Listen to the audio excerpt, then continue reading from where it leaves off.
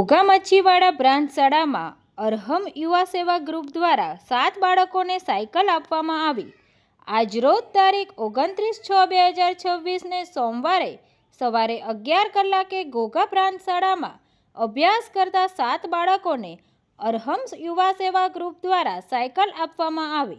Ghogha branch શાળા ખાતે અભ્યાસ કરતા નરમીન મુબારકભાઈ શેખ, ફાતિમા બિન્યાબેભાઈ શેખ, હુમેરા ઉસ્માભાઈ શેખ, સમદ મુસ્તકીમભાઈ શેખ, મોહમ્મદ સૈફ ઇસાકભાઈ શેખ, ફાજીલ જેલાનીભાઈ શેખ, અલ્ફેજ હસનભાઈ શેખ, ફાતિમા બિન્યાબેન શેખ આ 7 વિદ્યાર્થીઓને અરહમ યુવા સેવા ગ્રુપ દ્વારા સાયકલ આપવામાં આવી।